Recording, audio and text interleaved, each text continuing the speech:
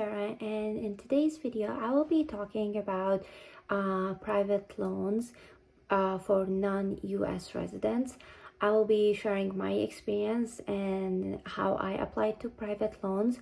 I will also be sharing some of my friends' experiences. I asked a few of them what's their thoughts about or regarding the different banks available that allow for student loans, and they also share some of the some of the tips that they've learned through this process and some of the things that they wish they knew before they applied to private loans. So before starting with the video, I just want to clarify two things. The first thing I want to talk about is I will be talking about banks that need cosigners, but I will also be sharing some of them that do not need cosigner. And basically what a cosigner mean, it is someone that will, if you are not a US resident, then a cosigner, you need a cosigner, which is a person that will cosign you for the period of time that you are going to repay the loan. It doesn't have to be family, it doesn't have to be like a friend or relative, anyone you know that has a US residency, not a green card holder, but actually a US residency, will be able to co-sign you for the loan you're taking. And also I think what you need to know is that some of the requirements for a cosigner are not very tough and not very strict. They are flexible in regards to credit history. They are flexible in regards if the cosigner has an income or doesn't have an income. But the main point that they focus on is that they don't have any they didn't pass any payment after the due date, so they don't have any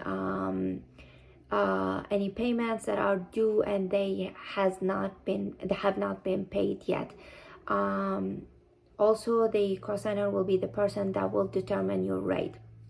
So the second clarification that I have is regarding the rates, what you should choose, a fixed rate or a variable rates. So I remember I actually asked a financial advisor this question, and his opinion was if you are going to repay the loan in 5 years term, then variable rates might be an option for you.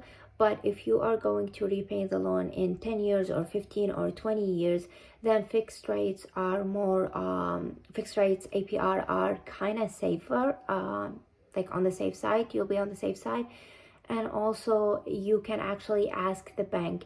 So if you're going to choose variable rates, you can just ask the bank to provide you with the documents that have an information about how much the rates has changed for the past 5 years or 10 years, and you can look that up and decide for yourself, depending on that information, if you are going to go with the variable rates or fixed rate.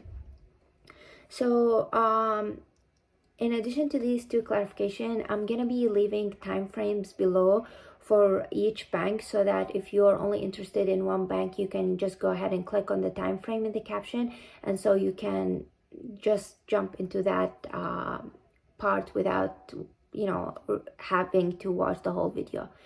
So the first bank I want to talk about is Sallie Mae.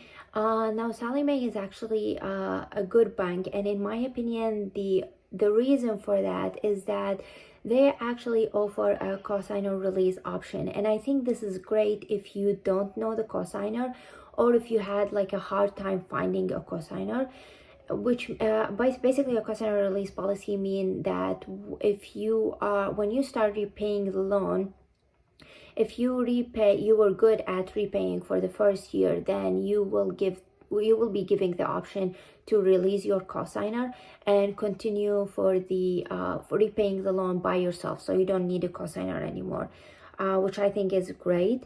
The other good things is that their grace period is 1 year. So basically what is a grace period is the amount of time you have after graduation before you actually start repaying the loan. So they offer 1 year grace period before repaying the loan. And some of the other information that I was able to collect from their website is right here. You can look that up. And also please refer to the website again, because you know their information changes all the time, so I don't want you to read something and then decide upon it. Make sure to go back to the website to make sure you have all the information correct. So the second bank I want to talk about is Discover. Now, Discover, their grace period is, they will need a cosigner just like Sallie Mae, but the difference is that their grace period would be 8 months instead of 1 year. And also they do not have a cosigner release option. So if you know your cosigner, if they are family, your husband or someone that you know, and you don't mind like having them for the lifetime, then that's cool, you can go with Discover. But if you're having issues with a cosigner, then I think having a cosigner release option is an advantage for the bank that offer that. Also, what's different about Discover is that they actually offer rewards for your GPA. So if you have like high scores or high GPA during your curriculum, then they would offer you rewards. I believe it's either like a discount on the rates or a discount overall. I'm not sure about the specification, but they do offer rewards, which is different than any other bank. The third bank that I want to talk about is Citizen. Now, Citizen also has a cosigner release option, which is also great. They offer an APR between 1.68 to 11.43 APR as of 2021. Don't forget that. I think the only thing that is different about Citizen as well is that they offer a maximum amount of $150,000 for the whole loan. So for a person that needs more than that for their school admission, they may need to apply for the loan twice a year.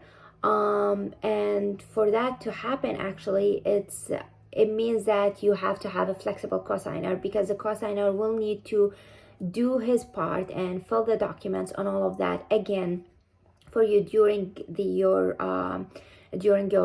like first year or second year.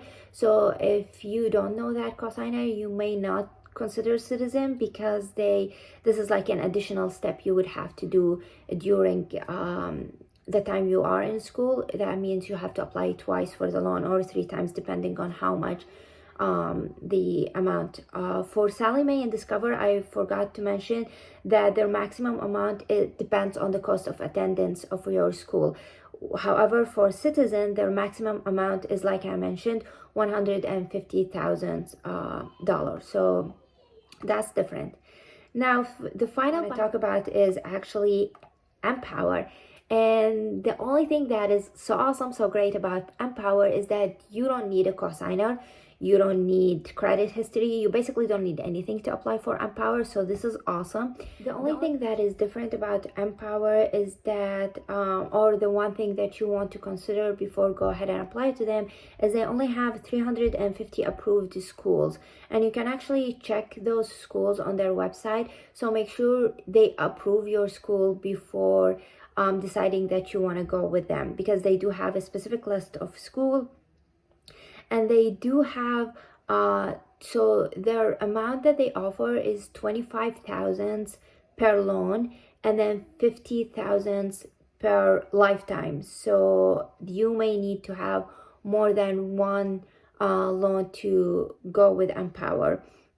And all the banks that I have mentioned, they all do not have any originating fee. They don't have any if you are planning to repay the loan earlier than your plans, they don't have fees or like penalties over any of that.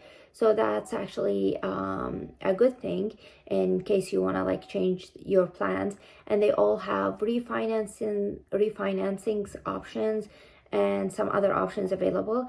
So please refer to the website if you are not sure about specific information that I have provided you. And so when you call the bank and you want to have more information from them, just to give you a general idea, you want to know the grace period that they are offering. You want to know if they need a cosigner or not. You want to know their rates, their variable rates and their fixed rates, like a range, what they have at the moment. You want to know if they have a cosigner release policy or they don't. You also want to understand if they have any like hidden fee, any penalties, any things that are not available or like on their website. And you want to know the maximum loan amount they offer. I think answering those questions by their customer service will really help you choose the best option for yourself. I have many friends that took Sallie Mae. I have many friends that took Discover, many friends that took Citizen. And they're all great. I think the only and one more thing, actually, the rates will change not depending on the bank, but depending on your cosigner. So if someone got a very high rate while another person got a lower rate, doesn't mean that their bank is better, but it only means that their cosigner maybe has a better credit history or something like that. So I hope this video answered all of your questions regarding U.S. students loan for non-U.S. residents. And as always, if you have any questions, please let me know, and thank you so much for watching.